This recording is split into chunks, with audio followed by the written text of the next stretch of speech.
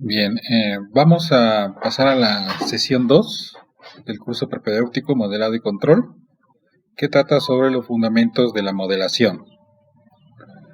Entonces vamos a ver lo que es el segundo tema. Ya vimos el tema 1, introducción al curso. Entonces en esta sesión va a incluir lo que son preliminares matemáticos, el modelado cinemático, que comprende algunos conceptos básicos, el cálculo del grado de libertad de sistemas mecánicos. Vamos a hacer algunos ejemplos y de ahí nos vamos a enfocar a lo que es la cinemática en el plano, para que esto sea el previo para que podamos luego hacer modelaciones dinámicas. Entonces, dentro de los preliminares matemáticos, va a ser necesario que estemos trabajando con algunas relaciones trigonométricas básicas, como por ejemplo la función seno, que es una función impar, la función coseno, que es una función par, la función tangente, recordando que se indetermina a 90 grados, pero que sí existe en 90 grados. Algunas igualdades trigonométricas, como el seno cuadrado más coseno cuadrado igual a 1, la función del seno de un ángulo doble, el coseno de un ángulo doble, el seno de la suma o resta de dos ángulos, el coseno de la suma o resta de dos ángulos, y la tangente también igual de la suma o resta de dos ángulos. Son las que considero que son las más importantes que vamos a estar utilizando. También la ley de cosenos a partir de un triángulo cualquiera, cuyos lados son A, B y C, y ángulos internos, C por ejemplo, opuestos a cada lado, para aplicar la ley de cosenos, en este ejemplo para el lado C, con su ángulo opuesto C mayúscula. Y la ley de senos también. Entonces, esto sería con la cuestión trigonométrica. Ahora, la notación que vamos a usar durante el curso es la siguiente. Vamos a definir en este símbolo grados angulares. Vamos a usar la simbología de rad para radianes. Este símbolo de existencia. Este símbolo de pertenencia. Por lo tanto, tal que, para todo o por todo, definido como infinito, proporcional, el símbolo de sumatoria, el producto, las derivadas temporales, las vamos a reducir con un puntito arriba, como primera derivada o la velocidad. La segunda derivada temporal la vamos a definir con dos puntitos arriba, como aceleración también. Y en algunos casos pues se usa la tercera derivada de la posición o la derivada de la aceleración, que significa que es el sacudimiento. En las derivadas parciales, el símbolo de integral, símbolo de implica que, el símbolo de sí y solo sí, tiende a o mapea hacia, aproximado, giro en sentido antihorario, giro en sentido horario, y vamos a definir las escalares o variables como letras sencillas, no importa si es mayúsculas o minúsculas, pueden representar parámetros, variables, números o escalares. Este símbolo, una barra sencilla, es valor absoluto, y vamos a diferenciar el vector con una flechita arriba, no importa si es mayúscula o minúscula, si lleva la flechita arriba va a representar un vector. Un simbolito de esta manera, como un sombrerito, es un vector unitario. La doble barra significa que es la norma euclidiana o la magnitud de un vector. Las matrices las vamos a diferenciar con letras negritas o ya sean minúsculas o minúsculas, van a ser matrices. Este es el símbolo de un conjunto de los números reales. Este es el conjunto de números reales de dimensión n. Este es para utilizarlo en arreglos, en matrices de n por m, de tamaño n por m, donde n representa los renglones y m las columnas. Y por ejemplo aquí una matriz cuadrada, A, va a ser cuadrada si pertenece todos sus componentes al conjunto de números reales de dimensión n renglones con m columnas, si y solo si n es igual que m. Vamos a estar usando también matrices tipo columna, o sea, n renglones por una columna. El símbolo de transpuesta, el símbolo de inversa, solamente si la matriz es cuadrada. La matriz simétrica, si su transpuesta es igual a su misma matriz, debe ser una matriz cuadrada. La matriz antisimétrica, si la transpuesta es igual a la negativa de esa matriz, también cuadrada. El símbolo de transpuesta, la traza de una matriz, símbolo de una matriz diagonal, el determinante de una matriz, la adjunta de una matriz.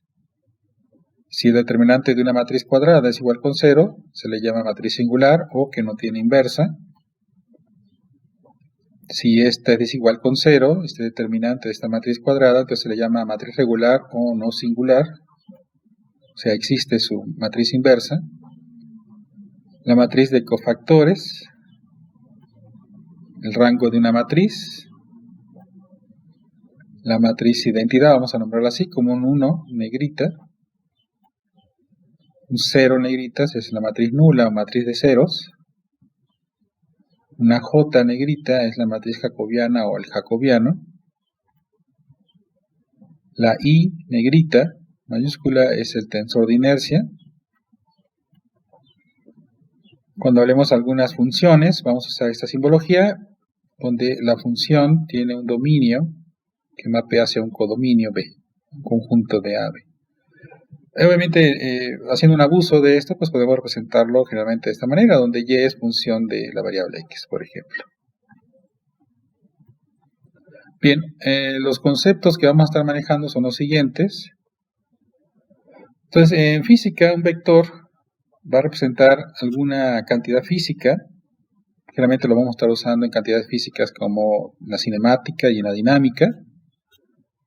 Posición, velocidad, aceleraciones, fuerzas, momentos, que van a tener siempre una magnitud, dirección y sentido. Una forma de representarlos en forma vectorial es de esta manera. Por ejemplo, el vector x, sus componentes de n dimensión, o de esta forma también. Por ejemplo, si x pertenece al conjunto del espacio de números reales, va a tener 3 componentes, dimensión 3, de esta manera, en forma fila o en forma columna, se puede representar de esta manera, o también por medio de, en este caso en el espacio, es comúnmente representarlo a través de las proyecciones a lo largo de sus vectores unitarios I, J y K, donde I, J, K son los vectores unitarios, donde solamente su magnitud es 1, y solamente nos sirven como orientación de estas cantidades x1, x2 y x3. También en muchos de los casos que vamos a estar trabajando, al trabajar vectores para dar la explicación teórica y física, se puede pasar a la forma matricial, respetando la álgebra matricial, para un manejo más eficiente de la información. Y así de esta manera, por ejemplo, un vector se puede representar de una forma matricial de esta manera. Es una matriz columna con n renglones y una columna, y el corchete, la diferencia es cuadrado. Usamos la letra negrita para diferenciarlo de un vector, y estos serían los componentes que representarían la forma alterna, forma matricial de un vector. Algunas de las propiedades, operaciones que se pueden realizar con los vectores es el producto punto entre dos vectores, o escalar o interno se le llama así, por ejemplo, entre dos vectores x, y, producto punto se define así como la sumatoria de la multiplicación de cada uno de los componentes. Obviamente estos deben ser de la misma dimensión. Forma matricial, si quisiéramos representar este mismo producto punto, sería así: la transpuesta del primer vector por el segundo. Y obtendríamos el mismo resultado al realizar esta multiplicación, que es la definición del producto punto vectorial. Otra operación importante es el producto cruz o producto vectorial. Por ejemplo, si hablamos de dos vectores que están en el espacio, este sería los componentes. El resultado siempre es otro vector que está perpendicular a los dos vectores y sigue la regla de la mano derecha. Por eso el signo empieza con más cuando se hace el producto con esta forma, y luego sigue menos, más, y si hubiera más componentes así seguiría, ¿no? Entonces esta es la forma típica de obtener estos valores a través de un determinante para obtener producto cruz. En forma matricial se hace uso de la llamada matriz antisimétrica del primer componente, el primer vector por el segundo, y al hacer esta multiplicación se obtiene el mismo resultado de los componentes, nada más que en forma matricial. La norma euclidiana se representa así, o la norma 2, también llamada así, de un vector. Su definición es esta: es la raíz cuadrada de la suma de los cuadrados de los componentes de este vector. En forma matricial sería la raíz cuadrada del producto entre la transpuesta por el mismo vector. Llegaríamos al mismo resultado para obtener la magnitud o norma de un vector euclidiano. Las matrices se definen así: tienen renglones y columnas. Es un arreglo cuyos componentes y subíndices van marcando a qué posición pertenecen. Su forma compacta de manejar esta información pues es muy utilizada porque una vez terminado la transformación de vectorial a matrices, pues se permite un manejo más eficiente en los programas de computadora. Entonces, como decíamos, esta matriz también, si estamos hablando de una matriz columna, representaría un vector de n dimensión. La suma de matrices siempre debe ser entre dos matrices de la misma dimensión y se suma término a término. El producto de un escalar por una matriz es el producto del escalar por cada uno de los términos que contiene esta matriz, resultando en la misma dimensión como resultado. El producto de dos matrices requiere que, para que en términos generales se pueda hacer este producto, que entre dos matrices se debe tener que el número de, en este caso, de columnas de la primera matriz debe ser igual que el número de renglones de la segunda matriz. Esa es una condición importante para que obtengamos al final otra matriz que va a tener como renglones el de la primera y como columnas el de la segunda matriz. Esto pues generalmente se maneja, matemáticamente se maneja así, o recordando un poco, es renglón por columna, término a término. Entonces se multiplica renglón por columna, la primera por la segunda, y se van haciendo las sumatorias de estas multiplicaciones hasta complementar todos los términos de la nueva matriz resultado de esta multiplicación. Bien, al modelado cinemático, los conceptos que nos interesa manejar sobre todo es que queremos diferenciar entre lo que son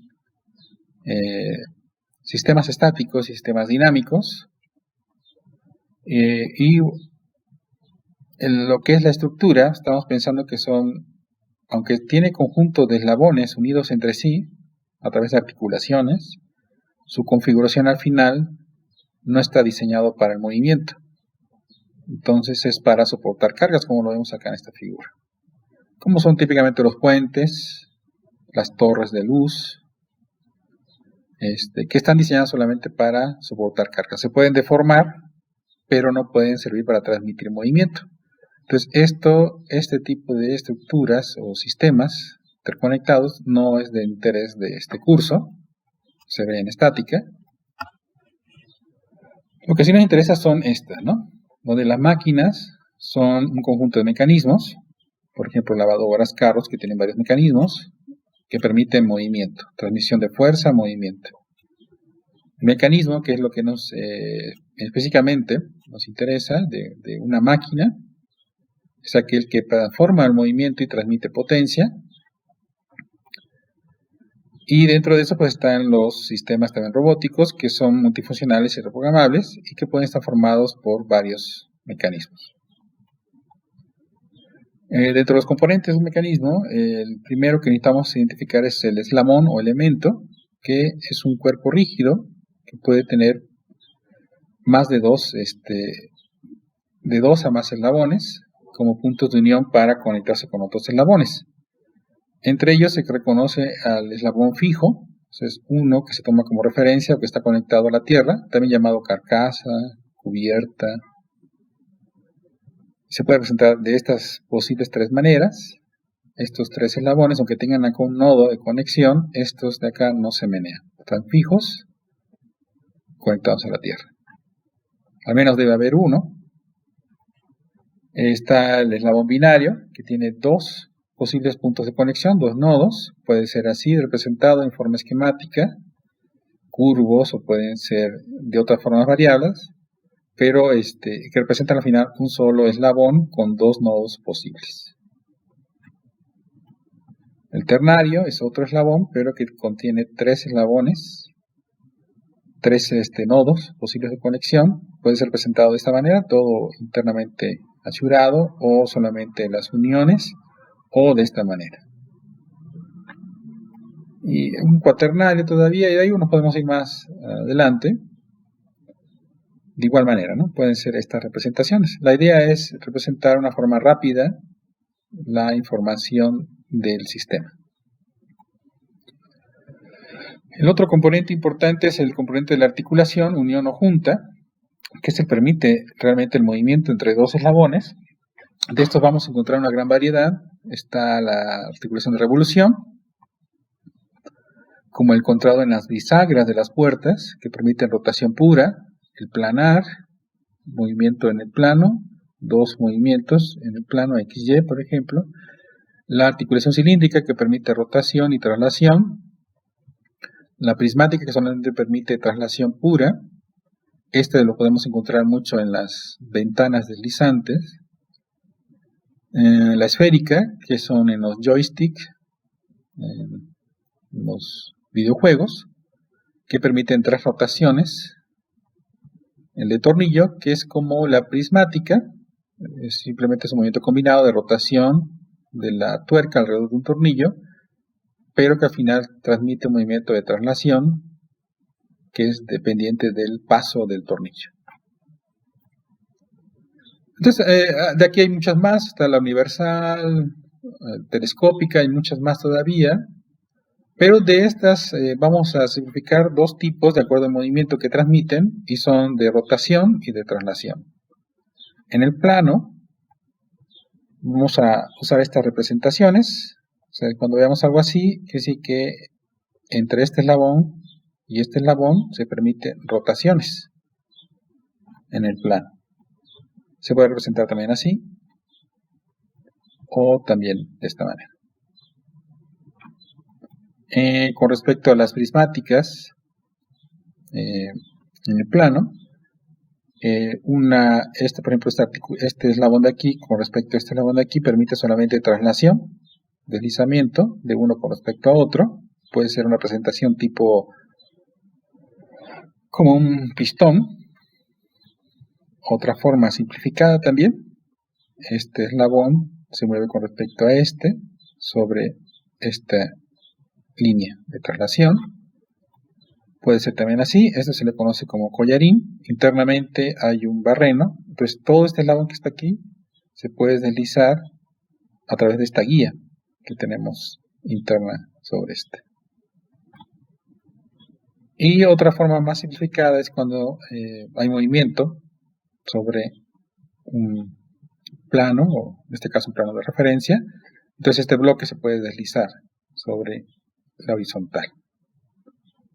Entonces son las formas gráficas que se pueden utilizar y son las que vamos a estar usando, o es de revolución o es prismática. De revolución hay rotación pura sobre el eje que sale del plano y la traslación es sobre una línea determinada, una dirección. Bien, vamos a ver ahora el concepto de grado de libertad o movilidad. Es en este caso una definición que es el número de parámetros que son independientes y que determinan perfectamente la posición de un mecanismo. Entonces ya al hablar de un mecanismo estamos hablando que por lo menos tiene un movimiento relativo, puede tener más, y que se requieren estos parámetros para poder definir en cualquier instante del movimiento del mecanismo su posición. El otro concepto de movilidad es también muy relacionado, pero en este caso se requiere con el número de actuadores o de entradas para posicionar perfectamente una salida requerida del mecanismo. Vamos a nombrar con la letra N, el grado de libertad, y una forma inicial muy sencilla que se utiliza para calcularlo es entre el valor de lambda, que representa el número de grados de libertad máximo que puede tener dependiendo si el sistema está moviéndose en el plano o en el espacio. Entonces los movimientos máximos que podemos tener en el plano son 3, o sea que son los 3 movimientos vertical, horizontal y de rotación. Y en el espacio, si estuviera un objeto en el espacio libre, se podría mover en los 3 ejes de traslación y en los 3 ejes de rotación. Serían los 6 movimientos. Entonces ahorita vamos a enfocarnos en el curso en el plano. Entonces lambda va a valer 3 y R le vamos a quitar el número de restricciones que va a imponer cada tipo de articulación que se imponga al sistema.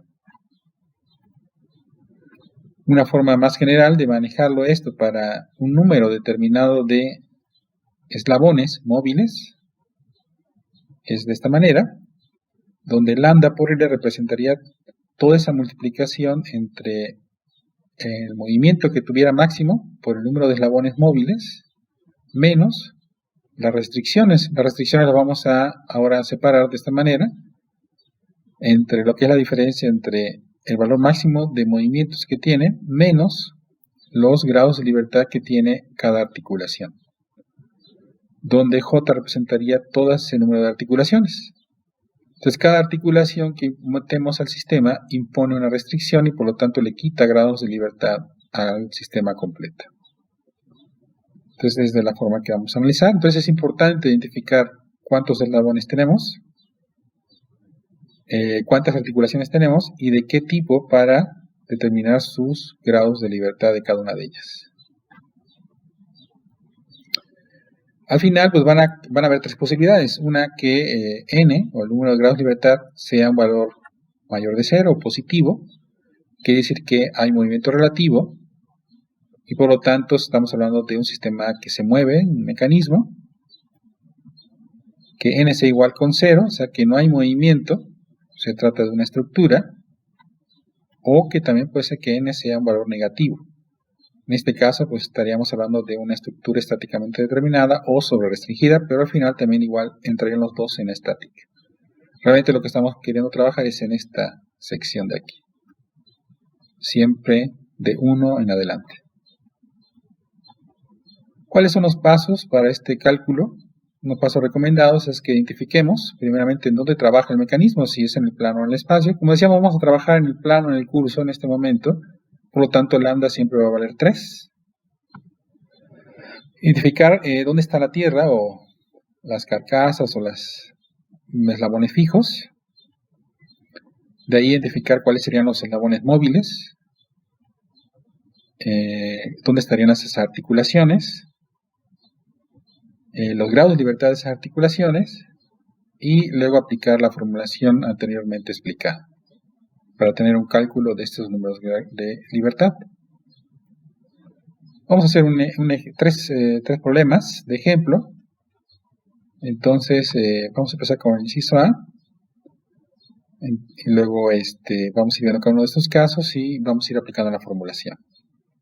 Entonces aquí vamos a empezar con el primero. Entonces lo primero que sabemos, todos los tres están en el plano. Entonces lambda de entrada vale 3. Y ahora vamos a ver cuántos eslabones móviles tenemos. Esta es la Tierra.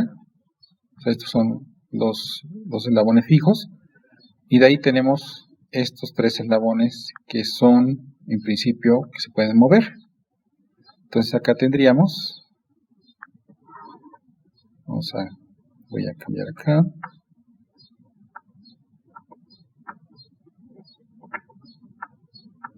Vamos a cambiar a la pluma para ir haciendo los cálculos. Entonces vamos a poner, aquí tenemos la primera articulación, la primera eslabón, 1, sería 2, 3. Son 3 eslabones móviles. La Tierra no lo vamos a incluir en nuestra formulación. Entonces, y ahora vamos a ver las articulaciones. Las articulaciones todas son, como vemos acá, de revolución. Entonces vamos a ponerlas, diferenciarlas así, que esta sería la 1, voy a ponerla así subrayada. Esta sería la 2, subrayada. Sería la 3, subrayada. O sea, esta permite una relación de rotación entre la 2 y la 3, esta de aquí entre la 1 y la 2, y la 1 entre la Tierra y la 1. Ya por último tenemos la articulación 4. Esto pues, al final, vemos que todas son de revolución, y por lo tanto solamente tienen un grado de libertad, las 4 articulaciones. Estoy yéndola en nuestra formulación de lambda, que son 3, por el número de eslabones móviles, que son 3 también. Tendríamos entonces al final menos las 3 menos 1, 3 lambda menos 1 grado de libertad que tenemos de las 4. Tendríamos entonces un sistema de un grado de libertad. Quiere decir que este es un mecanismo. O sea que este sí entraría en nuestro estudio. Vamos a ver el segundo caso. Igual aquí es lambda. Vamos a ver cuántos eslabones tenemos. Entonces aquí este es el eslabón fijo, no entra. Acuérdense que tenemos que enfocarnos a eslabones móviles.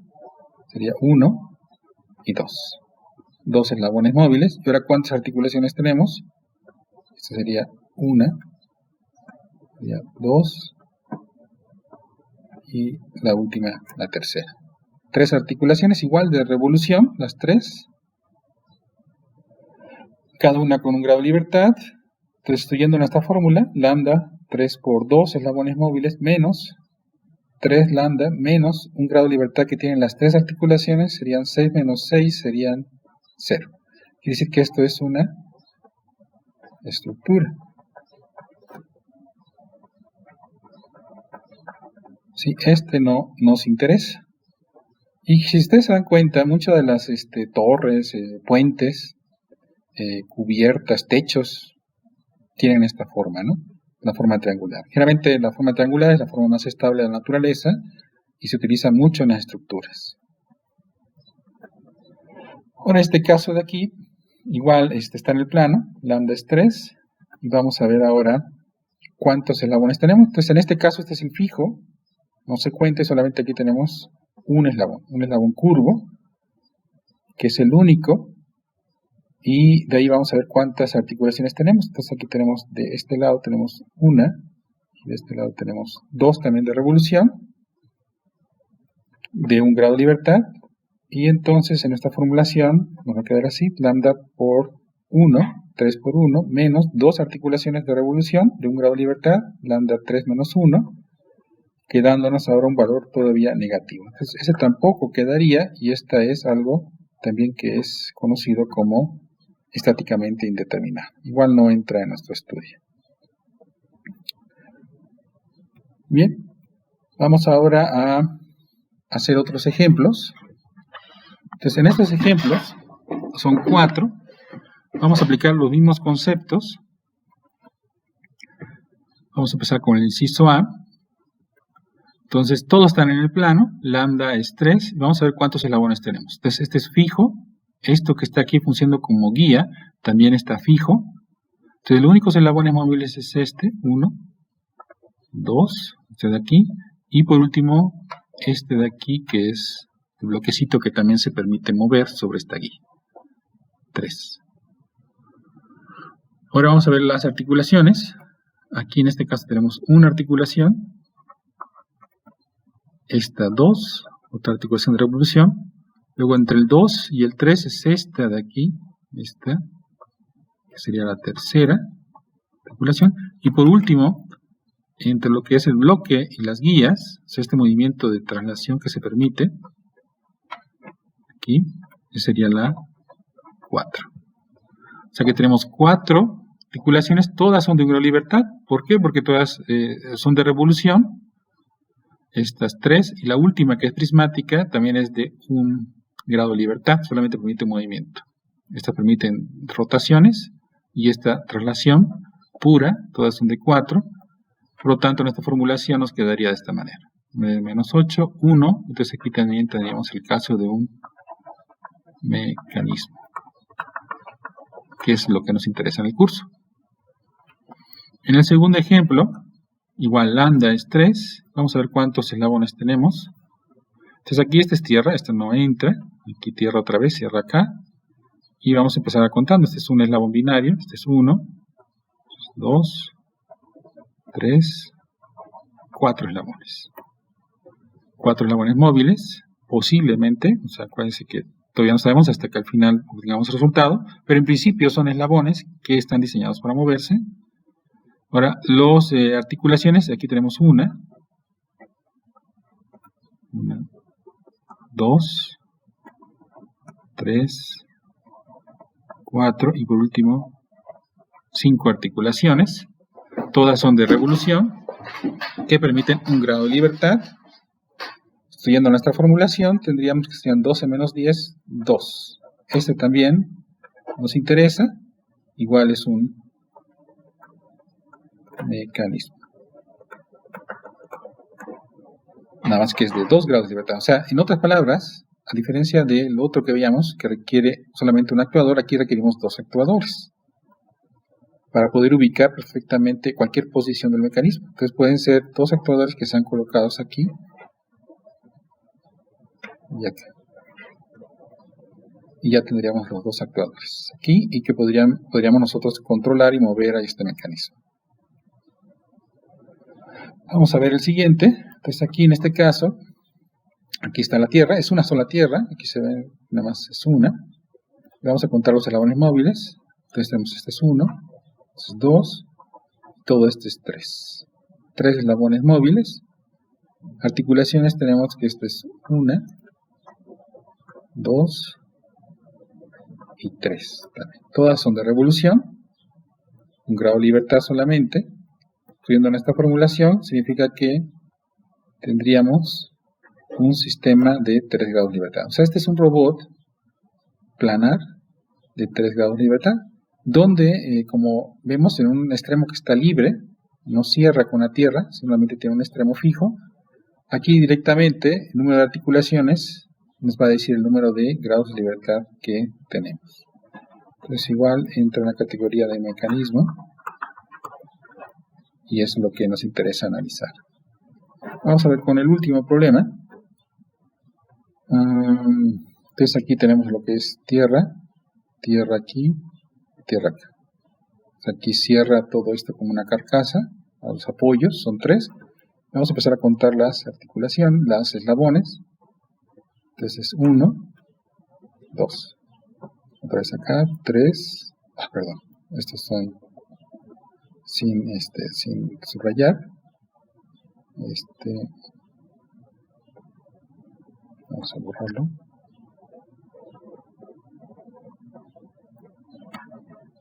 Vamos a volverlo a escribir.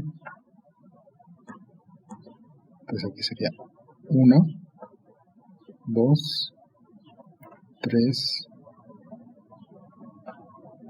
4, 5 y 6. Entonces tenemos 6 y este de acá. Son 7 eslabones. Vean que cada ramita tiene 2. Son 3 ramitas, son 6. Y este conectan a uno solo que también está aquí en forma triangular. Es un ternario. Tenemos 7 eslabones. Ahora vamos a ver cuántas articulaciones tenemos. Entonces aquí tenemos 1, 2 y 3, ¿no? Entonces esto se va a repetir. 3, otras 3 y otras 3. Todas son de revolución. Teniendo al final que son 9. Entonces aquí habría 3, sería la 4,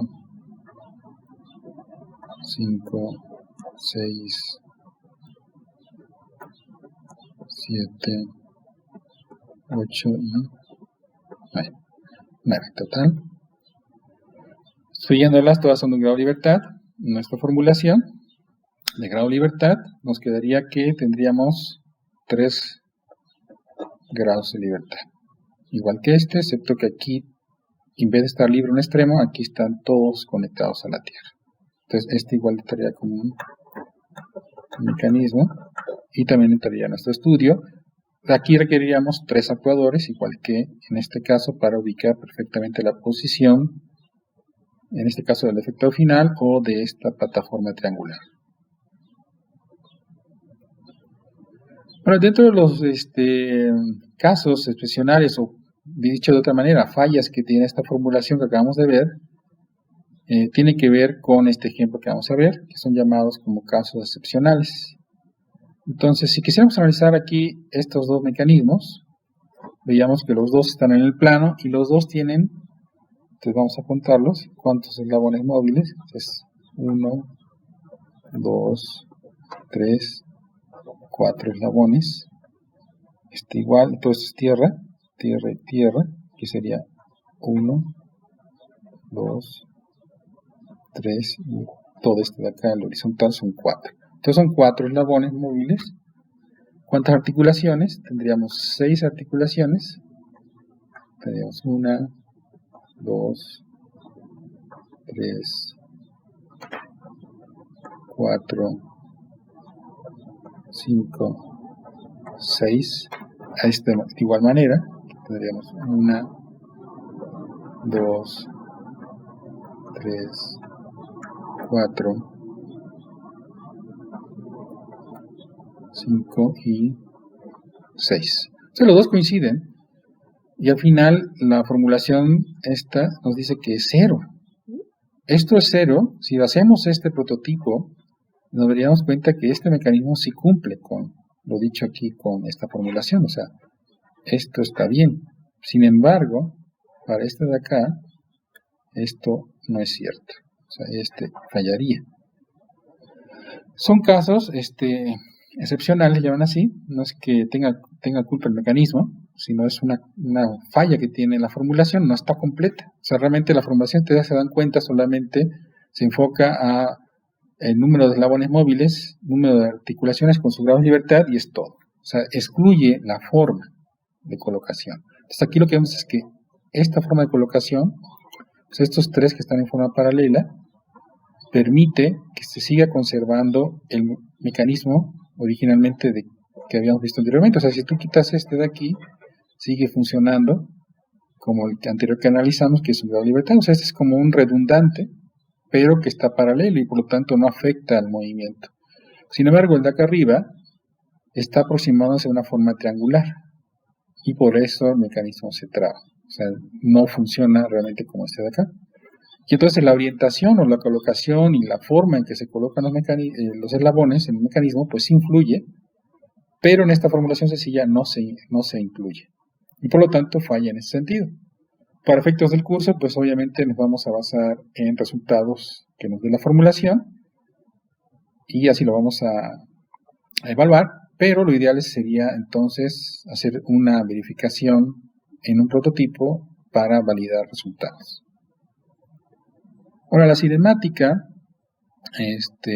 que nos va a interesar durante el curso, pues va a ser la cinemática del tipo planar. O sea, vamos a analizar, aunque se puede analizar posición, velocidad, aceleración, en los sistemas que nos interesan, sobre todo en la dinámica, vamos a enfocarnos en encontrar la posición y velocidad de estos sistemas, ya sabiendo que son sistemas que son de 1 en adelante grados de libertad. ¿Okay? Entonces, vamos a determinar estas características en función de las articulaciones que se mueven como respuesta del posicionamiento o velocidad de un punto de interés. Entonces, en el análisis de posición de cualquier sistema mecánico de movimiento, la idea es encontrar la posición de un punto de interés respecto a un sistema de referencia de acuerdo a las variables articulares y sus parámetros. O sea, aquí tenemos la posición articular, vamos a llamarla Q, que es función del tiempo, o sea, se mueve, es un grado de libertad, y esto, hay una relación entre el número de grados de libertad con las coordenadas que vamos a posicionar el punto de interés. Vamos a llamarlas así como M coordenadas cartesianas contra N grados de libertad articulares que tiene el sistema. Adicionalmente van a haber parámetros que son fijos, como longitudes, posiblemente ángulos que están fijos, que no son funciones del tiempo, que vamos a alimentar nuestro modelo y esto va a dar respuesta a las posiciones en forma analítica de ese punto de interés, que es lo que queremos en posición. Entonces utilizan dos métodos analíticos, pueden ser por medio de geometrías, trigonometría, o vectorialmente hablando. La posición puede ser definida así como un vector que apunta hacia el punto de interés, un vector P, por ejemplo, a un punto P, y que tiene una orientación con respecto al plano de una horizontal. Quiere decir que este vector P va a tener como componentes horizontales y verticales en los vectores unitarios y J, o se puede poner una forma polar, magnitud con orientación. Al final, la magnitud de este vector nos va a dar la longitud que va a tener este vector a través de la norma euclidiana o el teorema de Pitágoras también. Y esto en forma matricial nos va también a representar este mismo vector como el matriz columna con sus componentes XY. Entonces, si vamos a hacer un ejemplo de aplicación, por ejemplo, queremos saber la posición de este péndulo simple en función de su ángulo θ con respecto a este sistema de referencia en el plano XY con una longitud L del péndulo a este punto de interés. Entonces, la solución, si usamos una forma inicial, tenemos que identificar que este tiene un grado de libertad, que es θ, que es función del tiempo. Tenemos dos coordenadas para ubicar el punto P a través del sistema de referencia XY, que en forma matricial representaríamos así. Y entonces para la posición podemos usar nuestras relaciones trigonométricas de seno y de coseno para ubicar cualquier punto de P en función de θ y del parámetro L. Entonces aquí, en función del sistema de referencia, la posición en Y estaría negativa y la posición en X sería positiva, quedando así de esta manera nuestra ecuación de posición. Para la velocidad, ahora lo que nos interesa es las velocidades absolutas. Entonces, con respecto a un sistema de referencia fijo, de un punto de interés, conocidas las posiciones y velocidades articulares. Entonces nos dan como dato la posición y velocidad articular. Adicionalmente, esto igual relaciona un número de grados de libertad contra un número de m coordenadas cartesianas, pero ahora de las velocidades. Y adicionalmente conocemos los parámetros, que son fijos, del mecanismo. Y nuestro modelo tiene que entonces calcular cuál sería la velocidad del punto de interés en cualquier instante de posición y velocidad articular. El análisis, pues, vamos a utilizarlo posteriormente en la energía cinética, que incluye que habría resuelto el aspecto de velocidad. Y eso incluye pues también la posición. Dentro de los métodos tenemos los métodos derivativos y los métodos vectoriales para resolver el problema de velocidad. Entonces, la velocidad, hay dos tipos de velocidad en el movimiento, es la velocidad angular y la velocidad lineal. Vamos a representar en forma vectorial la velocidad angular como omega, que es el cambio de la posición angular con respecto al tiempo, y la velocidad lineal vectorial como el cambio del vector de posición con respecto al tiempo. Estas dos se relacionan a través del producto cruz de la velocidad angular con respecto a la posición lineal del punto de interés. Entonces este producto cruz generaría la velocidad lineal que tuviera ese punto bajo una velocidad angular determinada. Su magnitud sería la magnitud de este producto cruz, que si estamos hablando en el plano, resultaría directamente como el producto escalar entre las magnitudes de la velocidad angular con la longitud a donde está ubicado el punto P. Entonces, también visto desde un punto de vista de derivadas temporales, la velocidad pues representa esa tasa de cambio. Entonces, si nosotros ya hemos resuelto la posición, podemos obtener la velocidad a través de su derivada temporal. Y con esta derivada temporal en forma matricial podemos obtener también su magnitud a través de el producto, la raíz cuadrada del producto de la transpuesta por su misma matriz de velocidad. Obviamente aquí, a diferencia del método vectorial, aquí se pierde de vista un poco el aspecto físico, pero igual funciona y debe dar los mismos resultados. El otro método que también es derivativo es el método de la matriz jacobiana o jacobiano. Es una relación, el jacobiano, un mapeo directo entre las dos velocidades, entre la velocidad articular y las velocidades del punto de interés en coordenadas cartesianas. Quiere decir que igual se van a relacionar las velocidades articulares en n grados de libertad que tengamos contra las velocidades del punto de interés contra m coordenadas cartesianas, y esta matriz jacobiana va a ser este mapeo lineal.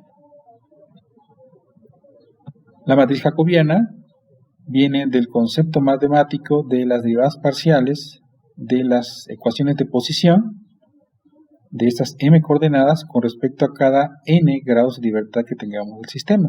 Quiere decir que la matriz jacobiana al final va a resultar una matriz de m renglones por n columnas, donde m van a representar el número de coordenadas cartesianas o de ecuaciones de posición que tengamos contra n columnas o n grados de libertad que tenga el sistema. Entonces no necesariamente la matriz jacobiana tiene que ser cuadrada, en general puede ser rectangular y sale de los componentes de estas derivadas parciales. Entonces vamos a hacer este ejemplo para encontrar la velocidad igual de este péndulo simple. De pues ya habíamos resuelto la posición del punto P con respecto al sistema de referencia. Para la velocidad, si usamos el método de la derivada temporal del punto P, sería aplicar la derivada de estas componentes que tiene esta matriz, X y Y, resultando que sería nuestras velocidades igual en las componentes X y Y. Y si quisiéramos estar enfocados a la magnitud de esta velocidad, tendríamos que hacer esta operación, resultando al final nuestro valor escalar de esta velocidad. La L, o sea el radio, la longitud por la velocidad angular teta punto, de este punto P de interés. Si lo hacemos por el método jacobiano, tendríamos que obtener primeramente el jacobiano a partir de que conocemos que n son un grado de libertad, dos coordenadas cartesianas para ubicar el punto. Quiere decir que nuestra matriz jacobiana va a ser de 2 por 1, dos renglones por una columna, resultando sus componentes como la derivada parcial de la posición en x con respecto a θ y la derivada parcial de la posición en y con respecto a θ. Y como son parciales, nos quedarían derivadas parciales serían este resultado del jacobiano. Esto al final, al multiplicarlo por usando la formulación que tenemos aquí, donde Q punto representaría teta punto en un único grado de libertad, obtendríamos nuestras velocidades. Forma matricial, que es lo mismo que obtuvimos con el otro resultado de velocidad temporal. Bien, ahora un ejemplo ya con 2 grados de libertad. Vamos a hacer el análisis de velocidad y nos interesa sobre la masa 2. Obviamente esto pues, va a tener que incluir parte de la masa 1 y va a tener que incluir también las posiciones. Entonces es un doble péndulo. Tenemos 2 grados de libertad, teta 1 y teta 2. Entonces teta 2 nace de la medición del anterior eslabón. Se mide a partir de ahí y aquí teta 1 se mide de la vertical inferior para ubicar la posición de la masa 1 de nuestro sistema. Entonces, empezando, analizando cómo es este sistema, tenemos 2 grados de libertad, teta 1 y teta 2, y también vamos a tener que para la posición, ubicar las coordenadas de posición de la masa 2, de igual manera tenemos 2 coordenadas, que vamos a llamarlas así, Px2 y Py2, en función de este sistema de referencia que tenemos aquí. Entonces, si requerimos encontrar estas distancias. Entonces, de la posición de la masa 1, con respecto a teta 1, este sería Px1, Py1, usando las relaciones trigonométricas, sería L1 seno teta 1 y menos L1 coseno teta 1. Para la posición del punto 2, de la masa 2, ahora tendríamos que incluir para x2 sería la suma de Px1 más toda esta proyección que va a representar sobre el eje horizontal, que sería L2 por el seno de la suma de estos dos ángulos, y para la parte vertical sería la posición en Y1 más su proyección igual sobre el eje vertical, que sería la función coseno, en ángulo negativo, porque va contrario a nuestra referencia que tenemos aquí. Entonces la posición nos quedaría de esta manera, la ecuación de la posición de la masa 2 en el punto P2. Para la velocidad, una forma sería directamente hacer la derivada temporal de estas dos ecuaciones, recordando que teta 1 y teta 2 son nuestras variables temporales, resultando estas las ecuaciones de velocidad en x y y de la masa 2, y si quisiéramos obtener la magnitud de la velocidad, tendríamos que aplicar esta formulación. Requeriría la transpuesta por la misma matriz de velocidades, resultando al final que serían la suma de los cuadrados de los componentes con su raíz cuadrada. Haciendo las respectivas operaciones algebraicas y reducciones, nos quedaría esta como la velocidad total que tendría la masa 2.